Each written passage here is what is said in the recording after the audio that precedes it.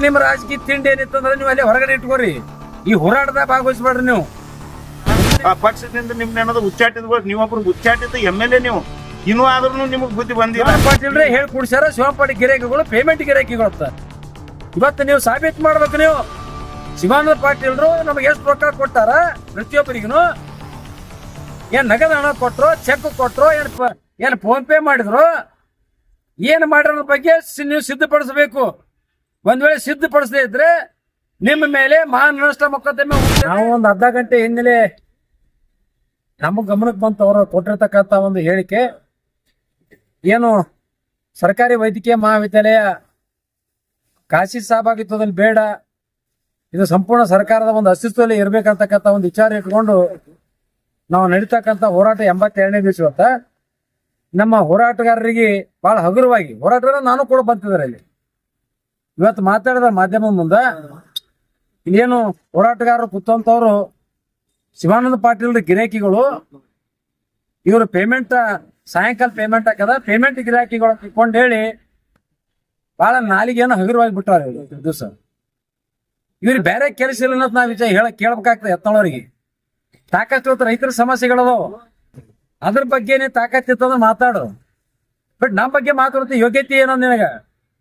ನಾವು ರೈತರು, ನಾವು ರೈತ ಮುಖಂಡ 30 ವರ್ಷ ಹೋರಾಟ ಮಾಡಿ ನಮ್ಮ ಜೀವನಾನೇ ಹಾಳು ಮಾಡ್ಕೊಂಡೇವು, ಸಾಲ ಮಾಡ್ಕೊಂಡೇವು ಹೋರಾಟ ಸಲುವಾಗಿ, ರೈತರ ಸಲುವಾಗಿ.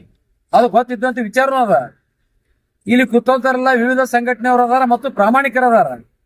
ಇವ್ರು ಹಿನ್ನೆಲೆ ವಿಚಾರ ಮಾಡದೆ ನಿಮ್ಮ ರಾಜಕೀಯ ತಿಂಡಿ ಏನಿತ್ತಂದ್ರೆ ನೀವು ಅಲ್ಲಿ ಹೊರಗಡೆ ಇಟ್ಕೋರಿ. ಈ ಹೋರಾಟದಾಗ ಭಾಗವಹಿಸ್ಬೇಡ್ರಿ ನೀವು.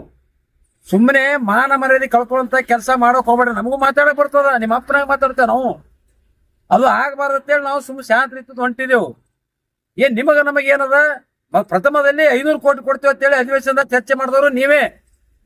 ಈ ನೀವು ಹೇಳಿಕೆ ಕೊಟ್ಟದಕ್ಕೆ ಹೋರಾಟಗಾರರು ಹೆಚ್ಚು ರೊಚ್ಚಿಗೊಳಿಸಿ ಹೋರಾಟ ಕುಂದಿಸ ಕಾರಣೀಭೂತರೇ ನೀವೇ.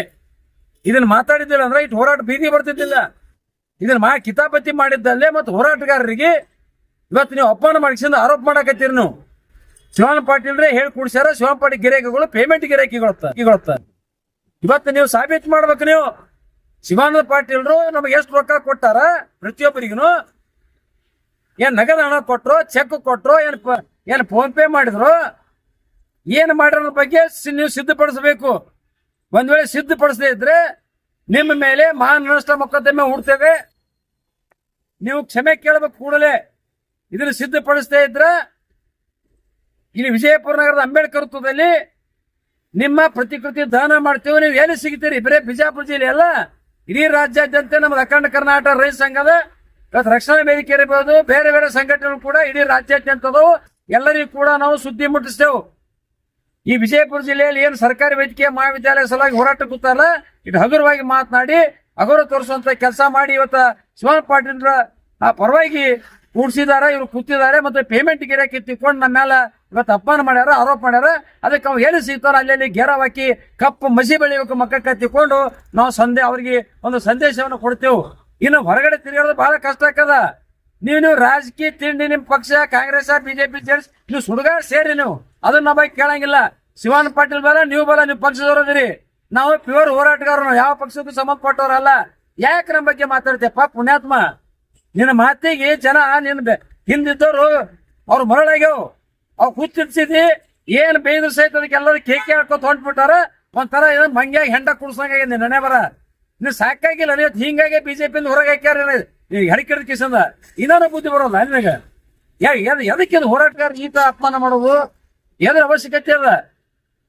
ಎಲ್ಲಿ ಕೊಟ್ಟು ಸಿದ್ಧಪಟ್ಟು ತೋರಿಸ್ಬೇಕು, ಟೈಮಿಂಗ್ ಸಮೇತ ತೋರಿಸ್ಬೇಕು. ಇಲ್ಕಂದ್ರೆ ನಾವು ಕೇಳಂಗಿಲ್ಲ.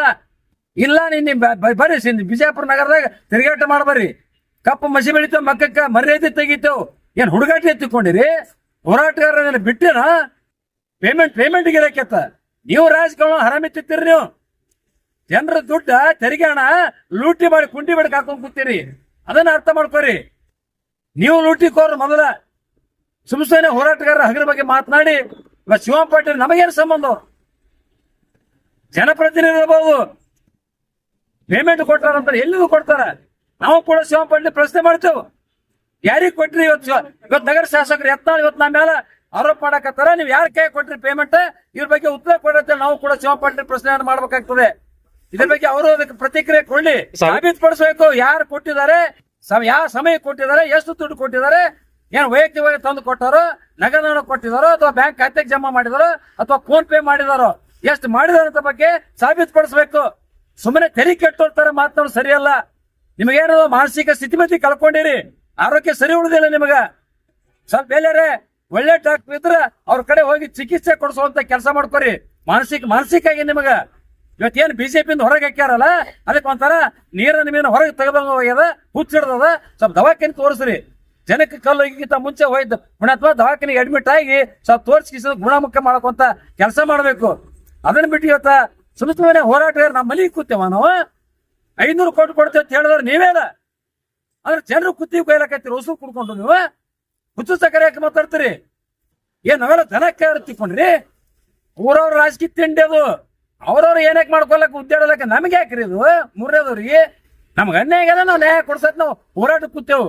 ಅದನ್ನ ಬಿಟ್ಟು ತಮ್ಮ ಜಗಳ ಬಿಟ್ಕೊಂಡು ನಾವೇಲೆ ತಂದು ಹಾಕಿದ್ ನಾವೇನ್ ಮಾಡೋಣ್ರಿ?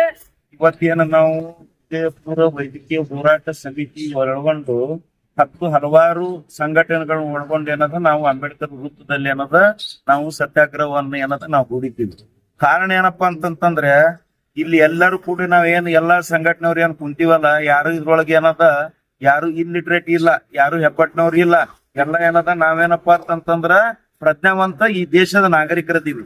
ಇವತ್ತು ಬಸನಗೌಡ ಪಾಟೀಲ್ ಯತ್ನಾಳ್ ಏನಪ್ಪಾ ಅಂತಂದ್ರೆ ಇವತ್ತೇನು ನಗರದೊಳಗ ಒಂದು ಹೇಳಿಕೆ ಕೊಟ್ಟಿದಾರಲ್ಲ, ಅವ್ರದ್ದು ಏನಪ್ಪಾ ಅಂತಂತಂದ್ರೆ ಒಬ್ಬ ನಾಲಾಯಕ MLA ಅವನು. ಯಾಕಪ್ಪ ಅಂತಂತಂದ್ರೆ ಇಷ್ಟು ಅವ್ರಿಗೆ ಜ್ಞಾನ ಇಲ್ಲ.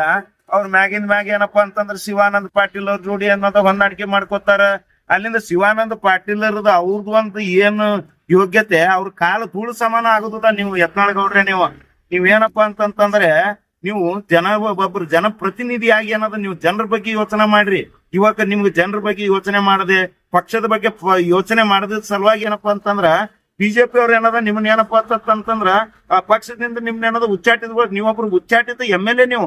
ಇನ್ನೂ ಆದ್ರೂ ನಿಮಗ್ ಬುದ್ಧಿ ಬಂದಿಲ್ಲ. ನೀವು ಹೆಂಗ ಪ್ರಜ್ಞಾವಂತರ ಅಂತ ಅನಿಸ್ಕೊಂತೀರಿ ಅನ್ನೋದು ಯಾರಿಗೆ ತಿಳಿಲಾರ್ದಂಗ ಆಗ್ಯದ. ಅದಕ್ಕೆ ಏನಪ್ಪಾ ಅಂತಂದ್ರೆ ಯತ್ನಾಳ್ ಗೌಡ್ರೆ ನೀವೇನಪ್ಪಾ ಅಂತಂದ್ರ ವಿಜಯಪುರದವ್ರು ಅದಿರಿ ಅಂತ ಹೇಳ್ಕೇನಂದ್ರ ನಾವು ಹೆಮ್ಮೆಲಿಂದ ನಿಮ್ಗೆ ನಾವೇನದ ಬಹಳ ಗೌರವ ಕೊಡ್ತಿದ್ದೀವಿ.